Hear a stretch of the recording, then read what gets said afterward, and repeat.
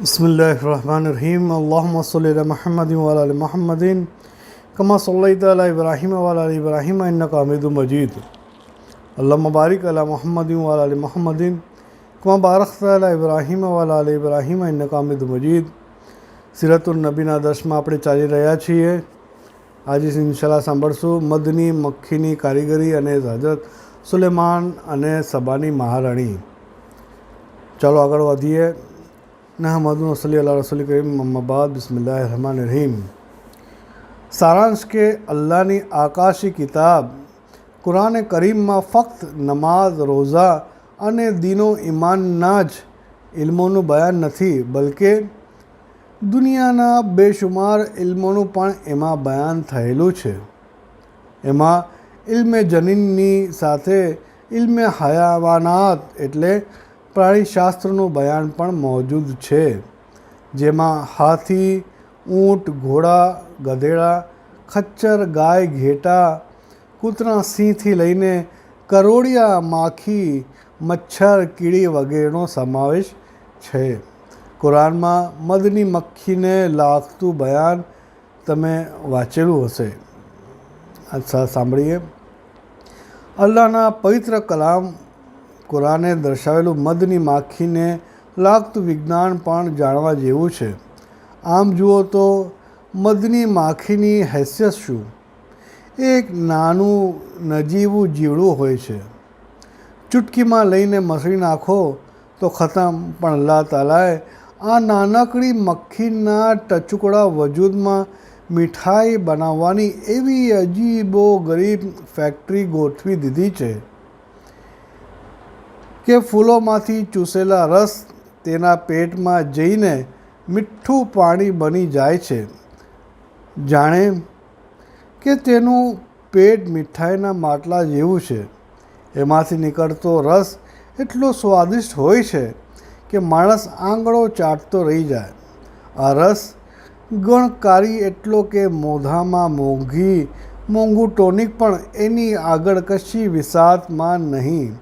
કુદરતી પાણી હોવાથી ખુદ અલ્લાહ તાલાએ એના વિશે ફરમાવ્યું છે, અસલામ મુસફા એટલે સાફ કરેલું સ્વચ્છ અને શુદ્ધ મધ।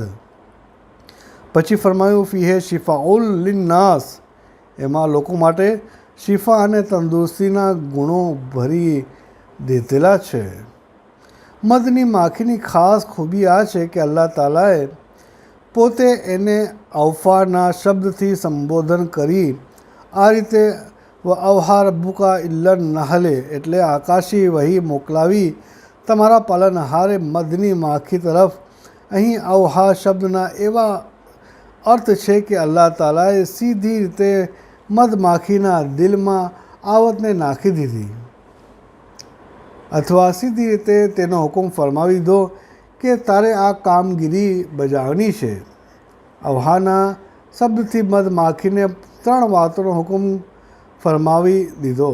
પહેલો, પહાડો, ચટ્ટાણો, દીવારો, છતો, માંડવો, ઝાડો વગેરે જઈને ઘરો એટલે કે મધપૂડો બનાવો। બીજો, બાગ બગીચાઓ કે જંગલોમાં જઈને ફળ ફૂલોનો રસ ચૂસ્યા કર।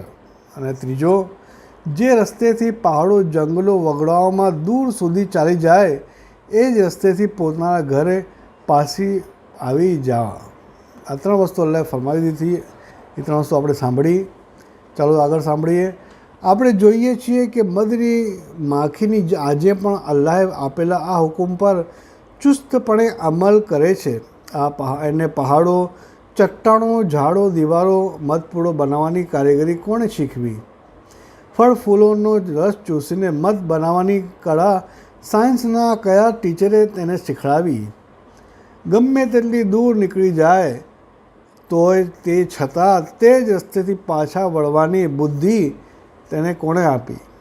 એના મધપૂડાની કારીગરી અને મધ બનાવવાની કળા જોઈને વિજ્ઞાનીઓ પણ હૈરતના ચક્કરમાં પડી જાય છે।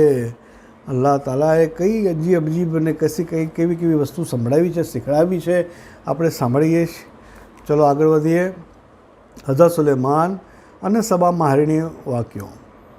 એવી જ રીતે અલ્લાહના આકાશી કલામ કુરાનમાં જમીનના પેટાળમાંથી નીકળતી ધાતુઓનું બયાન પણ થયેલું છે, જેમ કે સોનું, ચાંદી, તાંબુ, લોઢું વગેરે.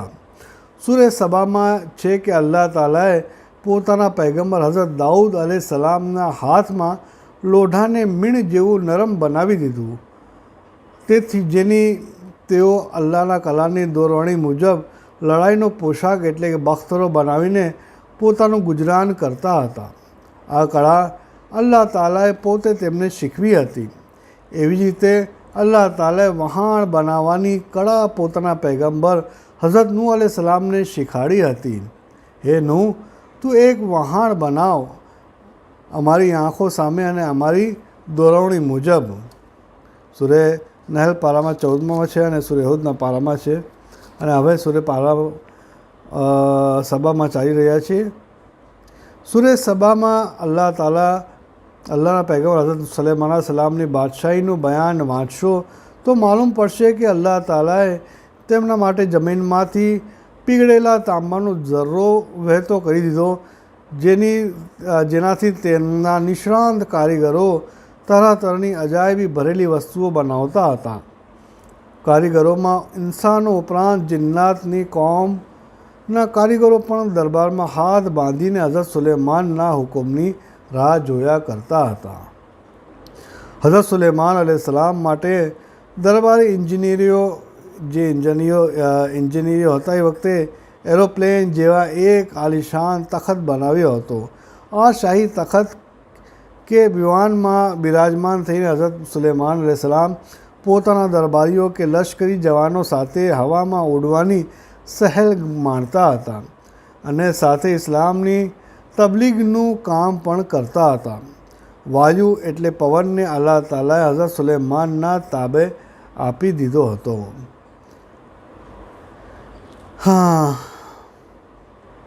જ્યાં જવા માંગતા પવનને હુકમ ફરમાવી દેતા. આજ્ઞા પાલક ગુલામ પેઠે પવન તેમને ધારેલા સ્થળે પહોંચાડી દેતો.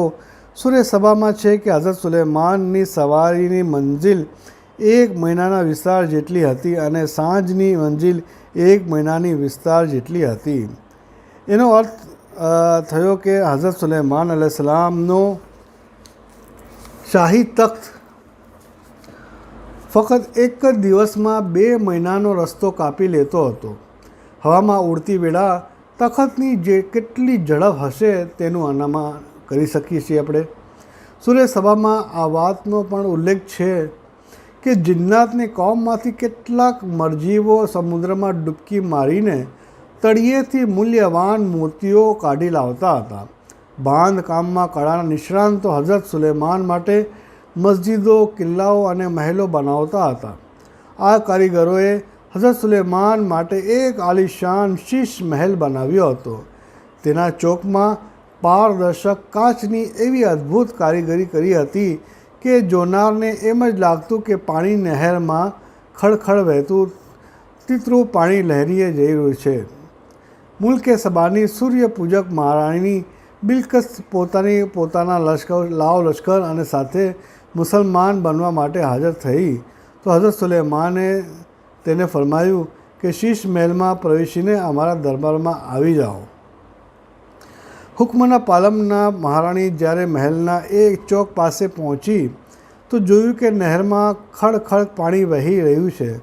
તરત તેણે પોતાની કિંમતી લેંગાના પાંચા પગથી ઉપર ચડાવી લીધા કે જેથી તેનો મૂલ્યવાન શાહી લેંગો પાણીમાં ન પડી જાય. એ જોઈ હઝરત સુલેમાને ફરમાયું, ઇન્નહુ સરહુમ મુમરદુન મિન કવારીર, એટલે આ તો એક શીશ મહેલ છે જેના ચોકમાં પણ કાચ મચેલો છે. અર્થાત એ તો અમારા કલાકારોના કૌશલ્યની કારીગરી છે, પાણી નથી, જેથી લેંગાના પાંચા ચડાવવાની જરૂર નથી. સૂરે કાફમાં શહેનશાહ ઝુલ્કરનૈનનો કિસ્સો વાંચશો તો ખબર પડશે કે હઝરત ઝુલ્કરનૈન મુલ્કો પર મુલ્કો ફતહ કરતા ઉત્તર દિશાએ આવેલા પહાડી પ્રદેશમાં પહોંચ્યા તો પહાડની બાજુ વસેલા લોકોને બીજા પહાડની પાછળ વસેલી યાજૂજ માજૂજ નામે જંગલી કોમના જુલ્મોની સિતમથી બચાવવા માટે લોખંડની જાડી પાટો તથા ઘમ્મણના ધમાખાની પીગળાયેલા તાંબાથી જે મજબૂત પુશ્તો બનાવી આપ્યો હતો તેમાં તેમણે કેવી કળાથી કામ લીધું હતું તેની વિગતો વાંચી તાજ્જુબ થાય છે અને કુરાનની દલીલોથી સાબિત થાય છે કે આ દુનિયાનું મંડાણ થયું ત્યારથી જ દરેક યુગમાં કારીગરો, કલાકારો, જ્ઞાનીઓ, વિજ્ઞાનીઓ પાકતા ચાલ્યા આવે છે અને એ જ એ વાત છે જેના વિશે અલ્લાહ તાલાએ ગારે હીરાની પહેલી જ વહીમાં ફરમાવી દીધું, અલ્લમલ ઇન્સાન માલમ યાલમ, ઇન્સાનને તે વાતનું શિક્ષણ આપ્યું જેને તે જાણતો ન હતો. મદીનાની હિજરત પછી પહેલી મસ્જિદ કુબાની વસ્તીમાં બનાવવામાં આવી હતી. તે પછી મદીના શહેરમાં મસ્જિદે નબવીનો પાયો નાખવામાં આવ્યો. ત્યારે સવાલ ઊભો થયો કે કિબલાની દિશા કેવી રીતે નક્કી કરવી. તે સમયે દિશા નક્કી કરવાનું કોઈ યંત્ર તો હતું નહીં. અટકળ કે અનુમાનથી જ નમાઝ માટે કિબલાની દિશા કેવી રીતે નક્કી કરી શકાય. પરંતુ કિબલાની દિશા કેવી રીતે નક્કી કરવી તે સમયે દિશા નક્કી કરવાનું કોઈ યંત્ર તો હતું નહીં. અટકળ કે અનુમાનથી જ નમાઝ માટે કિબલાની દિશા કેવી રીતે નક્કી કરી શકાય. પરંતુ કિબલાની દિશા નક્કી કરવા માટે કોઈ સમસ્યા કે મૂંઝવણ ઊભી થઈ નહીં. રસૂલુલ્લાહ સલ્લલ્લાહુ અલૈહિ વસલ્લમ આ વિદ્યાની પૂરી માહિતી ધરાવતા હતા. અલ્લાહ તાલાએ હઝરત જિબ્રીલ મારફતે આપને એનું જ્ઞાન આપ્યું હતું. આપે એટલી તો ખૂબીથી ખાને કાબાની સીધમાં મસ્જિદે કુબા અને મસ્જિદે નબવીની મહેરાબો બનાવી કે આજના આધુનિક યંત્રો પણ તેની રત્તીભરની ભૂલ કાઢી શકતા નથી.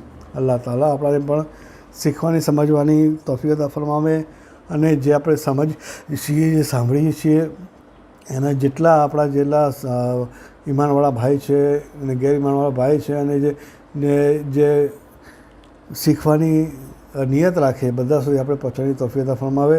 અલ્લાહ તાલા આપણને અમલની તૌફીક ફરમાવે. જેટલું સાંભળે અલ્લાહની અમલ તૌફીક અતા ફરમાવે. સુબહાન અલ્લાહ વહમદે, સુબહાનક અલ્લાહ વહમદેકા વ તબારક અસ્મક વ તઆલા જદ્દુકા વલા ઇલાહા ગૈરુહુ વ નસઅલુકા વલા ઇલાહા ગૈરુહુ વ નસ્તુબુ ઇલૈક વ ઇલૈહિ